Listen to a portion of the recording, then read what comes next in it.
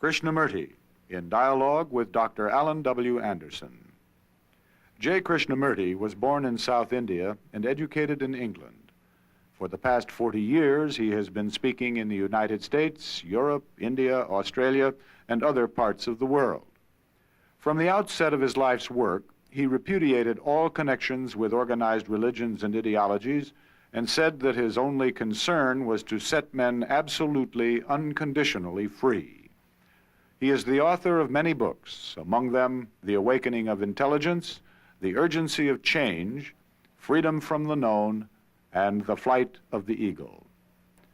This is one of a series of dialogues between Krishnamurti and Dr. Alan W. Anderson, who is professor of religious studies at San Diego State University, where he teaches Indian and Chinese scriptures and the oracular tradition. Dr. Anderson, a published poet, received his degree from Columbia University and the Union Theological Seminary. He has been honored with a Distinguished Teaching Award from the California State Universities. Krishnamurti, at the end of our last conversation, if I remember correctly, we were looking into the relationships among living and love and death. That is, we had just begun to when we had to bring our discussion to an end. I was hoping today that we might pursue this in terms of our continuing concern for the transformation of man.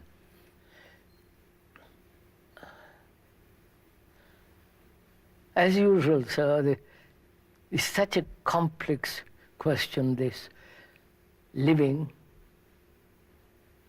what it means and what it actually is. And love, which we talked about the other day fairly in detail and rather closely. And also this enormous problem of death.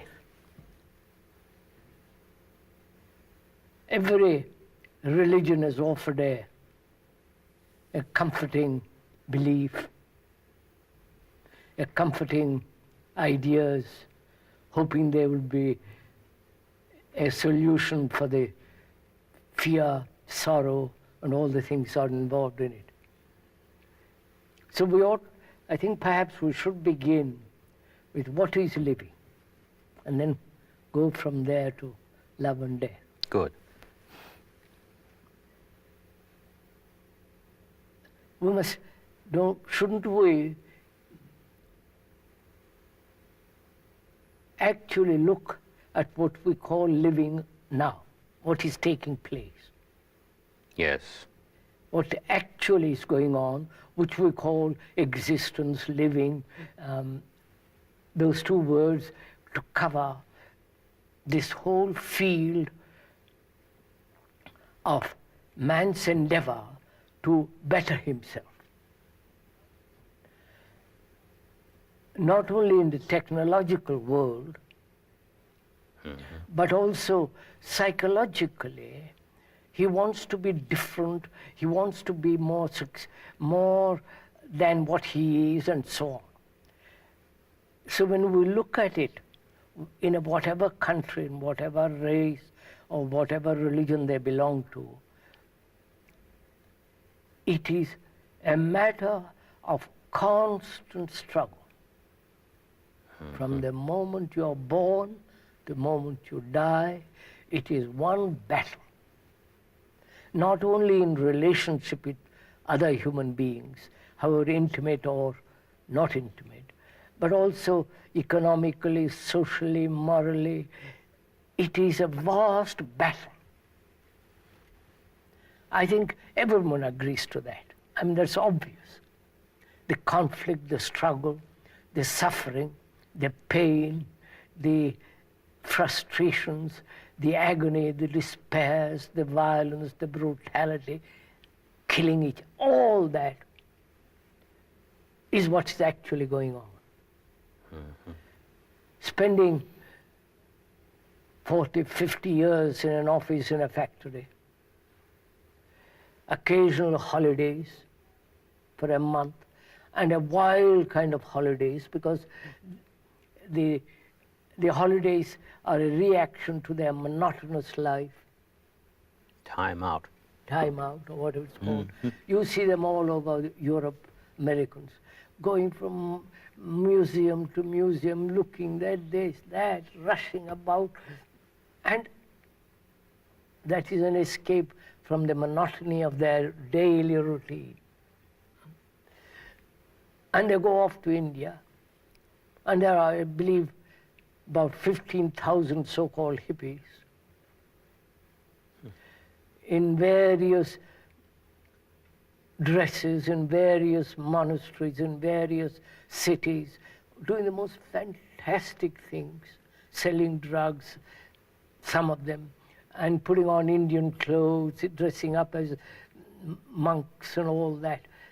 It's a kind of vast, romantic, sentimental escape from their daily, monotonous, routine life. That is what we call living.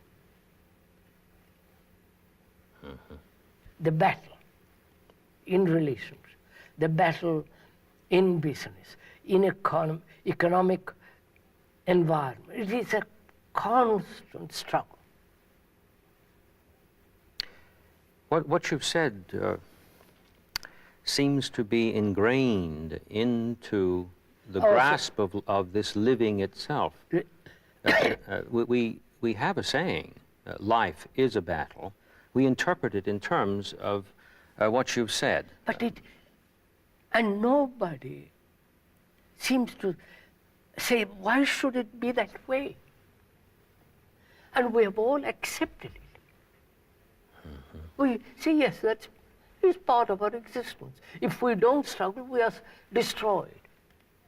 It's part of our natural inheritance.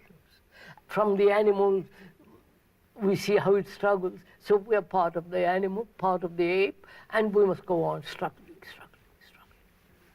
We have never said, is this right? Is this the way to live? Is this the way to behave, to appreciate the beauty of living? The usual question turns on how to engage the battle more effectively. Effectively, successfully, with least harm, with least strain, with least heart failure, and so on. Yes. So on, so on. Yes. But the ground is prepared for struggle. The monks do it, you follow, sir? The religious people do it. The business, the artist, the painter, everybody, human being, however compartmentalized he is in battle. And that we call living. And a man looks at it, intelligent man, says, for God's sake, that's not the way to live. Let's find out if there is a different way of living. And nobody asked. I have talked to, a great many politicians all over the world, and to great many gurus. We'll come to that. It's very interesting, that word, what it means. We'll go into that. And I've talked to artists, to businessmen, to artisans, to laborers, very, very, very poor people. It is one constant battle.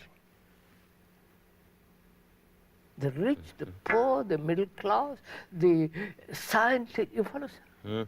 Oh yes, I'm following. And nobody says, this is wrong. This isn't living. It's bleeding. I was thinking about the literatures of the world of a visionary nature that tend to be divided into three basic statements in terms of their form and content. On the one hand, we have epics that deal precisely with the representation of the battle of life. Odyssey, and we have got the Odyssey, we've got Right, the Iliad. the Mahabharata, we've got so many other books, Yes. all praising this thing. And then others deal with what we call the journey of life. The Odyssey would be specifically related to Yes. that. There are many battles Of course, concerned of within it, in terms of confrontations between individuals. And then there's the notion of life as a fulfillment. But we hardly ever get to the question of the fulfillment. And when these are studied, they are studied in terms of a literary form. And the question that you've raised, which it seems to me would be a question that should be presented to the student in general. And it just is an doesn't arise. authentic question. Exactly. It's a question that must be put. I was reflecting as you were speaking that in the classroom itself, it's taken for granted Yes, that, sir. that this battle is what it is. It is to be related to with fortitude and so forth. But the question concerning it doesn't arise. No, but to some young people it has arisen, but they go off at tangents. Exactly. Either commune or become a Hindu, you follow, go off to some ancient country and just disintegrate. Do nothing, think nothing, just live.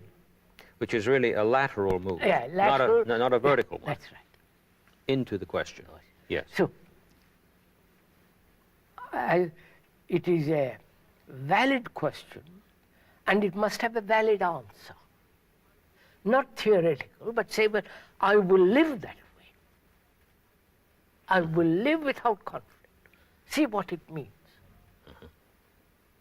I may be smothered. I question whether you will be wiped out by this society if you don't struggle. I've never struggled. Personally, I've never thought of battling with myself or with somebody else. So, I think a question of that kind must not only be put verbally, but in the expression of that word, one must see if it is possible for each one of us to live that way, to live without a single conflict. That means without division.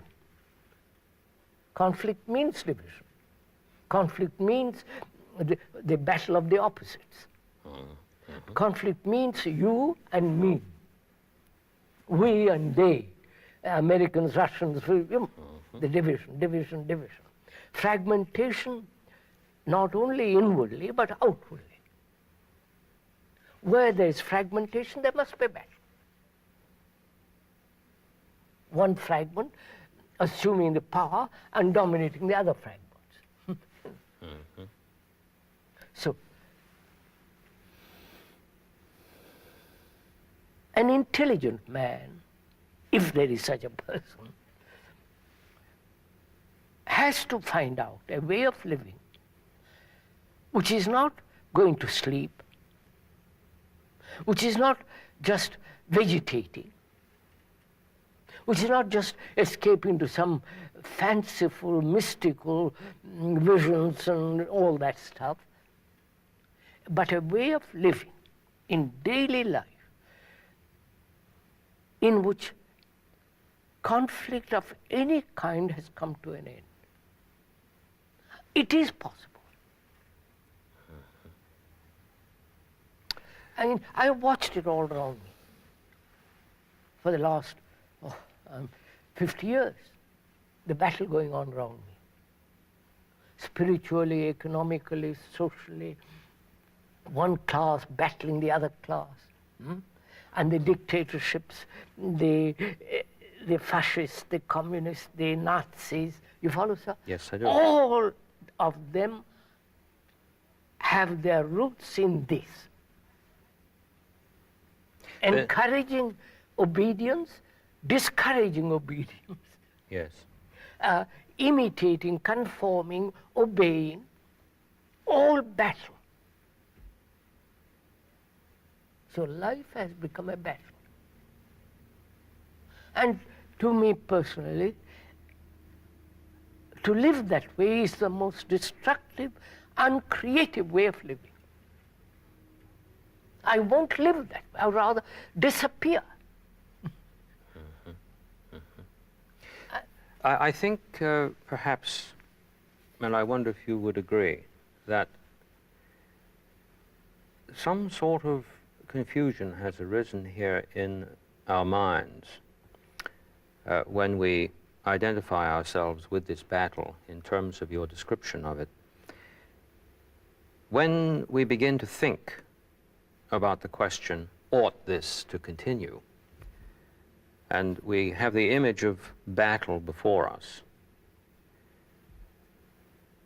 We tend to imagine to ourselves that what we're really talking about is the human equivalent of what is called nature red in tooth and claw. Yeah, claw, right. But if I'm following you correctly, this is a cardinal mistake, because in our previous conversations, you have, at least for me, very, very clearly indicated that we must distinguish between fear and danger. Yes, yes. And the animals, in their own environment, act with clean and immediate dispatch in the presence of danger, whereas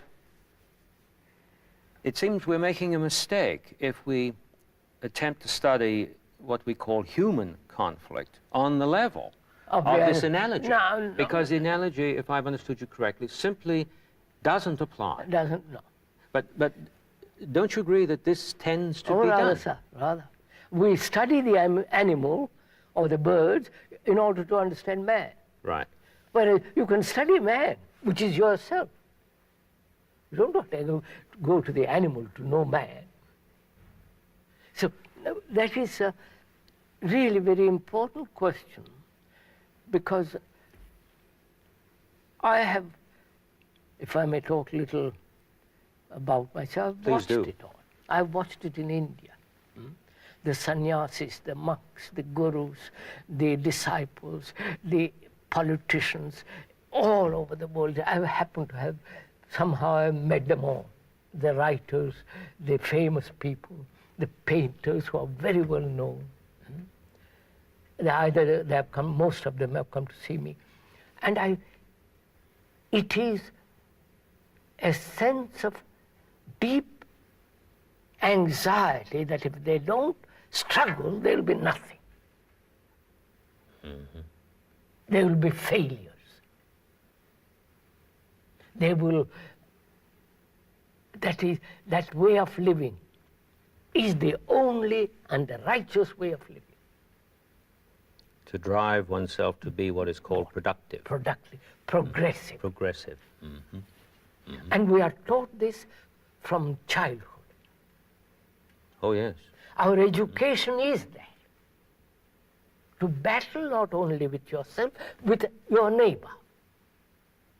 And yet love the neighbor. It becomes too ridiculous. So, having stated that, is there a way of living without conflict?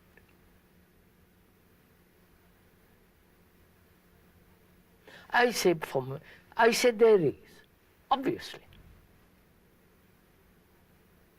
Which is to understand the division, to understand the conflict, to see how fragmented we are, not try to integrate the fragments, which is impossible, but out of that perception, the action is entirely different from integration. Seeing the fragmentations which bring about conflict, which bring about division, which bring about this constant battle, anxiety, strain, heart failure. You follow, sir? That's what's happening. To see it, to perceive it, and that very perception brings an action which is totally different from the action of conflict.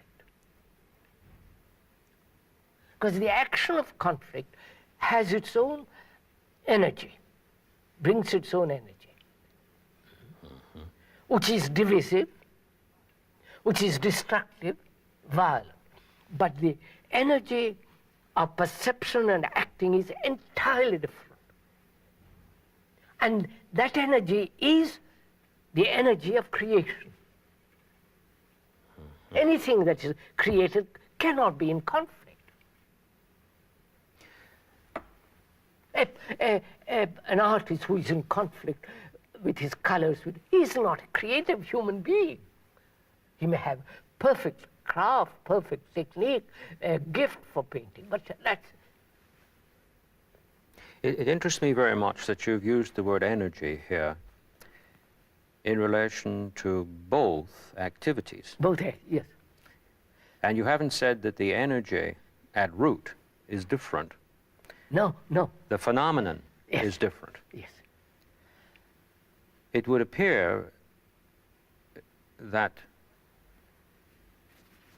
when one makes success, prosperity, victory, the object of his activity, and engages this conflict, which he interprets as engaging him, he always tends to think that things are coming at me. When he undertakes this, if I've understood you correctly, energy is released, but it's released in fragmentary patterns.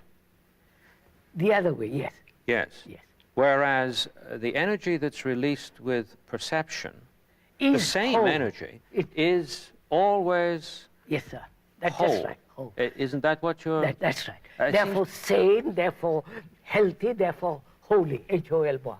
Yes. I have the feeling that this release of energy, which shatters out into patterns of energy as fragmentation, is really what we mean by the word demonic. Demonic, that's right. That's giving it a hard name. But it's a good name. But It's an you're really excellent- saying this, aren't you? That's Well, right. I'm saying this. Yeah, but I totally see that with you. I see it is demonic. It is the very destructive thing. Exactly. And that's what our society is, our culture is. What we've done to that word, I was just demonic. I was just thinking about Socrates, who refers to his daimon, meaning the energy that operates in wholeness. That's right, sir. And we have taken that word from the Greek, clear out of the context of the Apology, and turned it upside down, and now it means The devil. right. And the same thing happened. The same thing happened with the use of the word the asuras. Originally in the Veda, this was not a reference to the demonic. There was no radical polarization. No, not quite. And finally, we end up with the gods and the demons. devil. Quite. Which I take it you're suggesting is nothing other than the sheerest projection of our own demonic behavior, yes, which quite, we have generated ourselves. That's right. This makes tremendous sense to me. Yes, please go on. Now, so the way we live is the most impractical, insane way of living. Yes. And we want the insane way of living made more practical.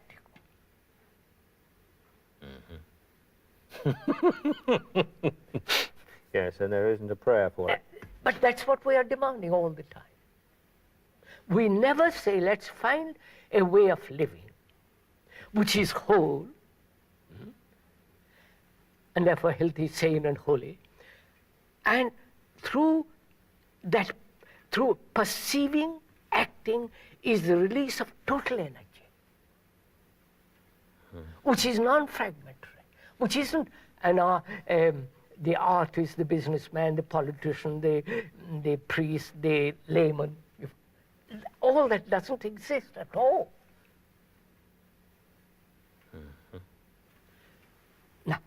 to bring about such a mind, such a way of living, one has to observe what actually is taking place outside and inside.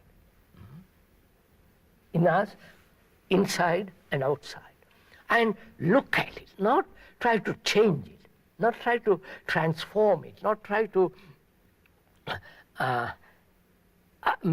bring about different adjustments. See actually what it is. I mean, I look at a mountain, I can't change it. Even with a bulldozer, I can't change it. But we want to change what we see. The observer is the observed. You understand, sir? Therefore, there is no change in that. Whereas in perception, there is no observer. There is only seeing, and therefore acting. This holds a mirror up to an earlier conversation we had when you referred to beauty, passion, Yes, suffering. Suffering, yes. And action, yes. I remember asking you the question, in order to recover the correct relationship among them, we must begin with the suffering, which, if perceived as it ought to be perceived, generates passion. That's right. One doesn't have to work it up. No, it happens. And behold, upon the same instant, beauty breaks out and love. So the passion in itself is compassion. Yes. The calm comes in exactly And with right, the passion. Passion, that's right. Yes. Now, sir, if you Yes. could, I mean, as a professor or as a teacher or as a parent, point this out. The impracticality of the way we are living, the destructiveness of it, the utter indifference to the earth. You know, we are destroying everything we touch. And to point out a way of living in which there is no conflict. And that seems to me is the function of the highest form of education. Yes. It has a requirement in it, though, that seems to me very clear. Namely, the teacher himself must be without conflict. This is a very, very different point of departure from what occurs in our general educational structure, particularly in professional educational activities, where one gets a degree in professional education rather than in an academic subject as such. We are taught, for instance, and I'm speaking about this somewhat as an outsider because I don't have a degree in education, but in an academic subject as such. But I've observed in what goes on with my colleagues in education that tremendous emphasis is placed on techniques of teaching. Of course.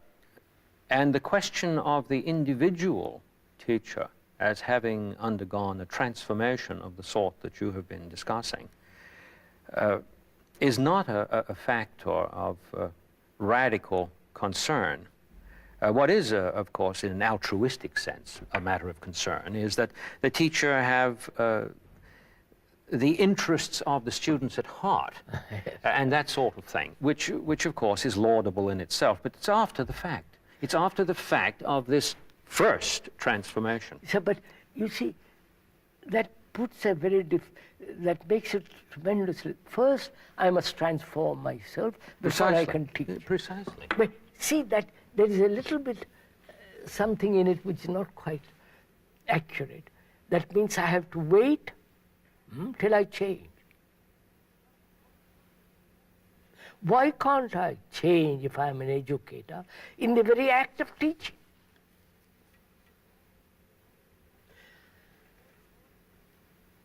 The students live in conflict. The educator lives in conflict. Now, if I was an educator with a lot of students, I would begin with that. Say, I am in conflict and you are in conflict. Let us see, in discussing, in becoming aware of our relationship, in teaching, if it's not possible for me and for you to resolve this conflict. Then it has action. But if I have to wait till I am free of all conflict, I can wait till doomsday. I see now exactly what you're saying. What you're saying is literally this. The teacher who is presently in conflict simply just acknowledges this, walks into the classroom. That's right. Not as somebody who is free from conflict. That's right. No. But he walks into the classroom, and here it is. We're facing it. And he looks at his students, and he lays it out. And that's the first thing I would discuss, not the technical subjects. Because that's living.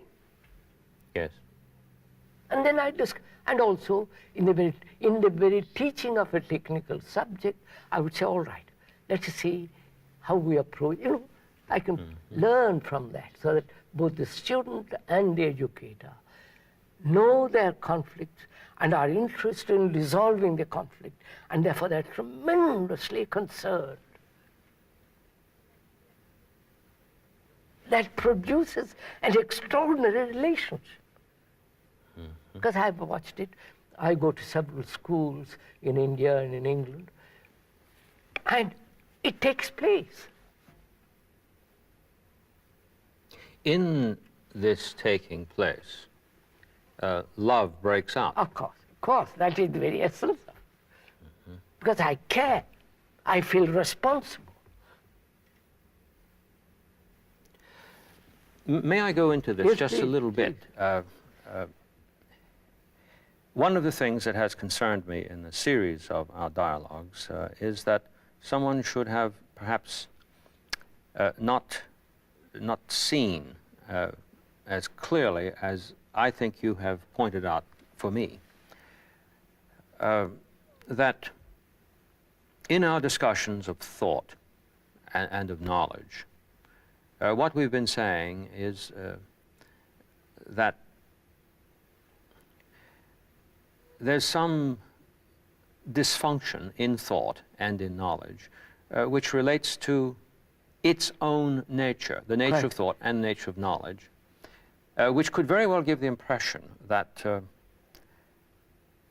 that thought is a disease or that knowledge is a disease, rather than giving the impression, as I've understood from you, that thought and knowledge have their proper uses. Of course. Their natures are not corrupt as such. Obviously not. Exactly. It is the usage of quite. Right.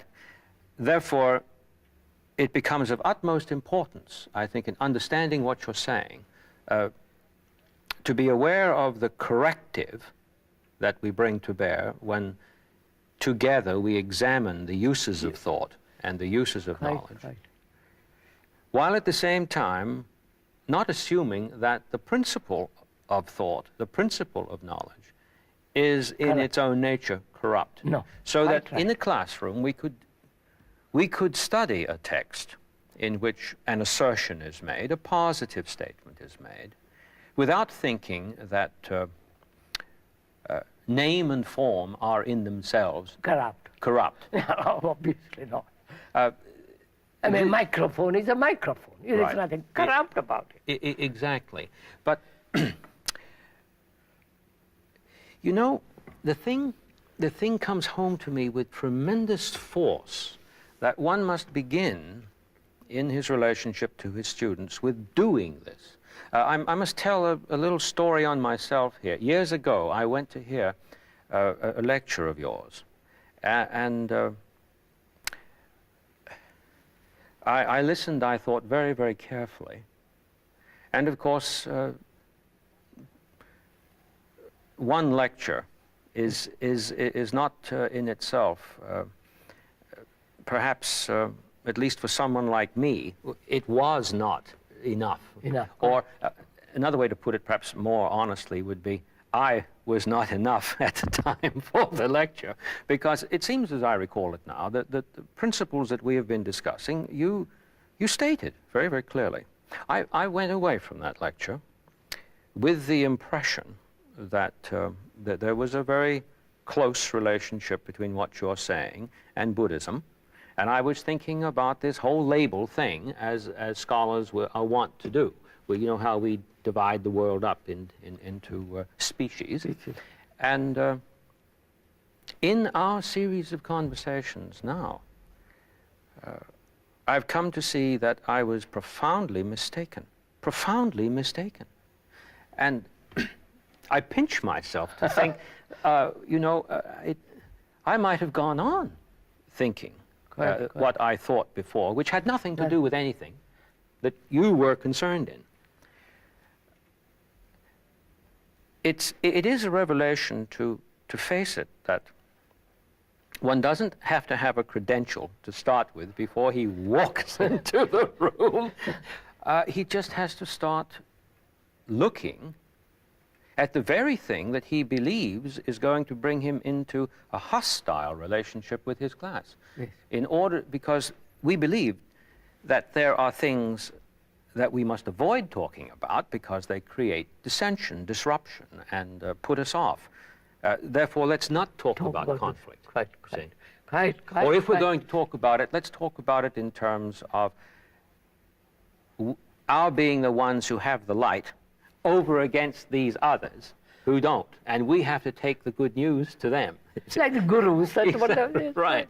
But simply to come into the room and say, let's have a look, without any presuppositions, without my thinking that I have this in hand and you don't, or you have it and I don't. We're going to just hold it together. Right, sir. And share together. Share it together. And behold. Yes, sir. Am I following you? Perfectly. Right. Oh, that's wonderful. I'm going to do this after our conversation comes to an end, and I walk into that room. And do go on. So, sir, the energy that is created through conflict is destructive. The energy that's created through conflict, struggle, battle, produces violence, hysteria, neurotic actions, and so on. Whereas the action of perception is total, non-fragmentary, and therefore it is healthy, sane, and brings about such intense care and responsibility. Mm-hmm. Now, that is the way to live. Seeing, acting all the time. I cannot see if there is an observer different from the observed. The observer is the observed. This does a very marvelous thing to what we call our confrontation with death. And we'll come to that, yes. Yes, I see I've made I didn't mean to get ahead. No, that's right, sir. Quite. So you see,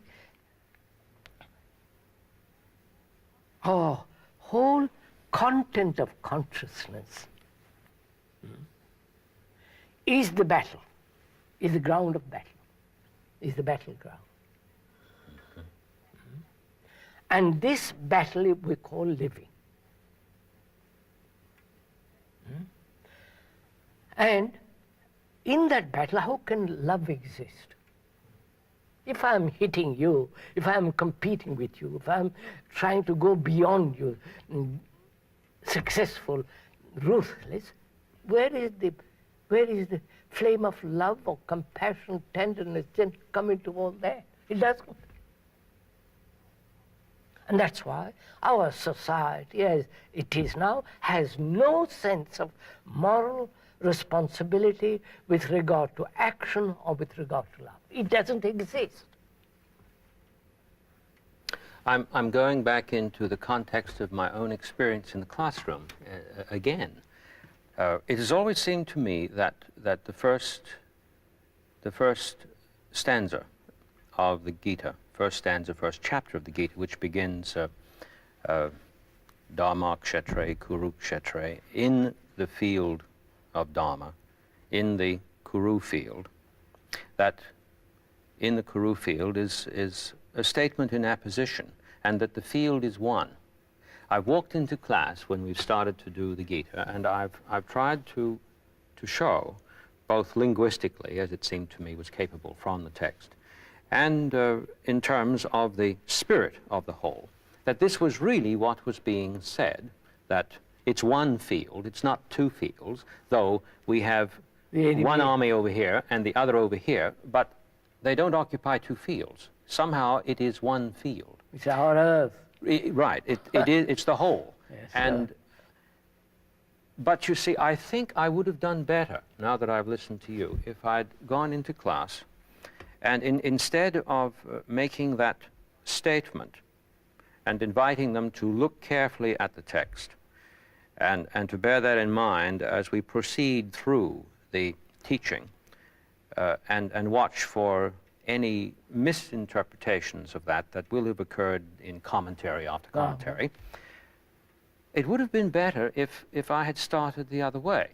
Would have been better if I had started by saying, let's have a look and see together whether it is one field or whether it's a field of conflict. We're not going to read the book at all at this point.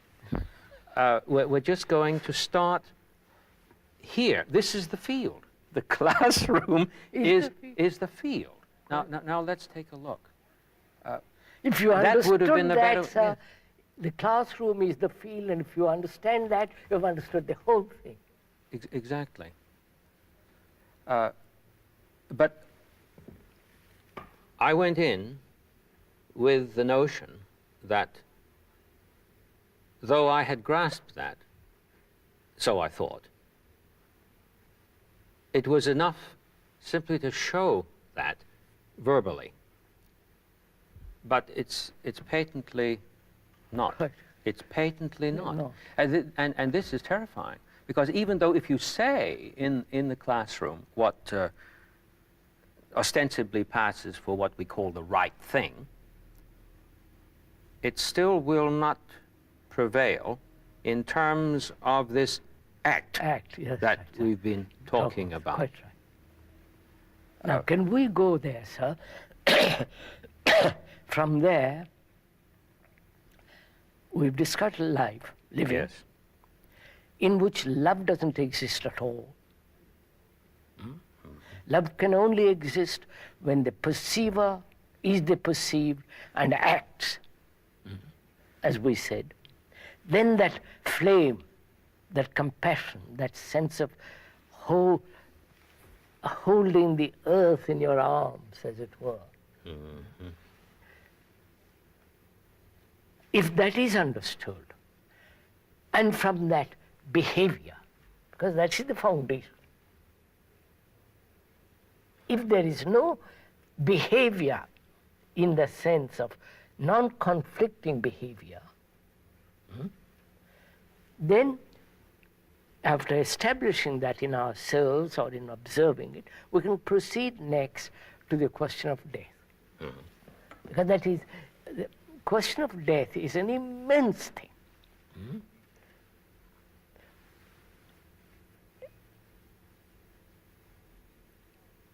To me, living, love, and death are not separate. They are one movement. It isn't death over there, which I'm going to meet in 20 years or next day. It is there. It is there with love and with living. It's a continuous movement, non-divisive. This way I live and think, feel, that's my life. I mean this. These are not just words to me. So, before we enter into the question of death, we have to go into the question of what is consciousness. Because if one doesn't understand what is consciousness, not the explanation, not the description, not the word, but the reality of consciousness. Am I, as a human, ever conscious?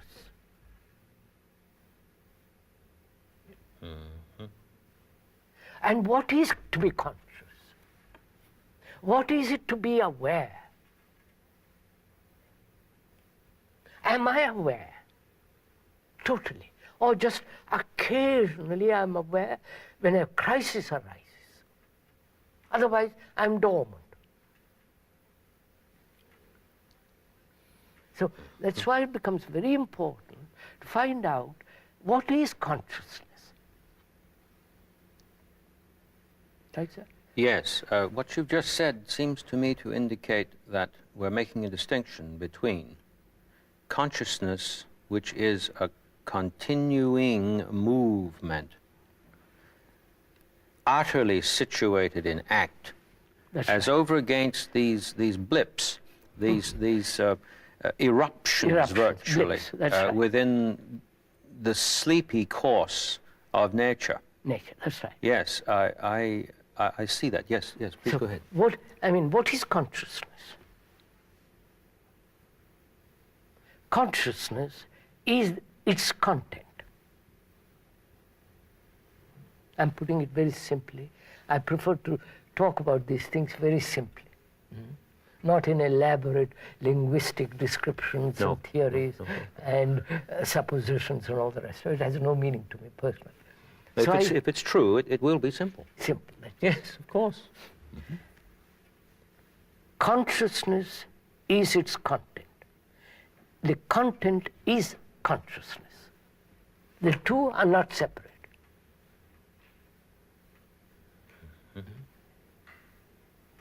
That is, the thoughts, the anxieties, the identifications, the conflicts, the anxiety, the attachments, the detachments, the fears, the pleasures, the agony, the suffering, the beliefs, the neurotic actions, and all that is my consciousness. Because that is the content. This is an equivalent statement to the world is me and I am the world. That's right. So there's a continuity there. That's Yes, right. yes. So, the content which says that's my furniture, that's my God, that's my belief, with all its nuances and subtleties and all that, is part of my consciousness, is part of the consciousness which says, I am. I am that. I am the furniture. When I identify myself, saying that's my furniture, you follow? When I'm attached to it, I am that. I am that knowledge which says, I've acquired knowledge, I've grown in it, I have been successful in it, it has given me great comfort, it has given me a house, a position, a power. That house is me. The battle which I've been through, suffering, agony, that's me. That's my consciousness.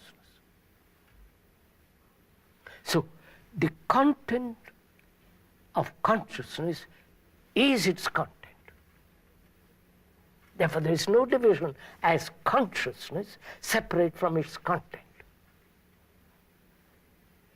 I can extend or widen the consciousness laterally or horizontally, horizontally or vertically, but it is still within that field. I can extend it saying God is immense. That's my belief. And I've extended my consciousness by imagining that it is extended. whatever thought has created in the world and inside me is the content. The whole world, especially in the West, is based on thought. Its activities, its explorations, its achievements, its religions, and so on, is fundamentally the result of thought, with its images and so on, so on, so on. So that is the content of consciousness, right? Right.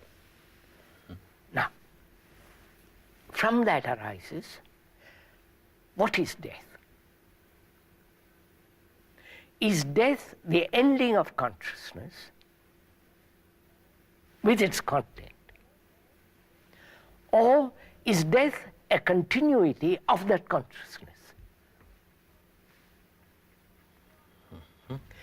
Your consciousness is not different from mine.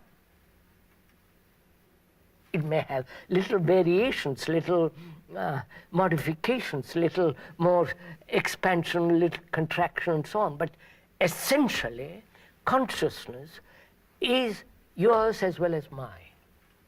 Because I'm attached to my house, so are you. I'm attached to my knowledge. I'm attached to my family. I'm in despair, whether I live in India or in England or in America, whatever it is. So it is that consciousness is common. It's irrefutable. You follow, sir? Oh, it is, yes, yes, I do follow closely. So, see what happens. And I never have examined this content. I've never looked at it closely, and I'm frightened. Frightened of something which I call death. The unknown, let's call it for the moment, the unknown. So,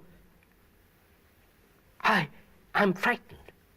There's no answer to it. Somebody comes along and says, yes, my friend, there's life after death. I have proofs for it. I know it exists because I met my brother, my son. We'll go into that presently. So, I, frightened, anxious, fearful, diseased, you follow? I accept that tremendously. Instantly, see, yes, there is reincarnation. I'm going to be born next life. And that life is related to karma. The word karma means to act. Yes. Not all the rigmarole involved in it, just to act. Yes. See what is involved. That is, if I believe in reincarnation, that is, this consciousness with its content, which is the me, my ego, myself, my activities, my hopes, pleasure, all that is my consciousness. That consciousness is going to be born next life,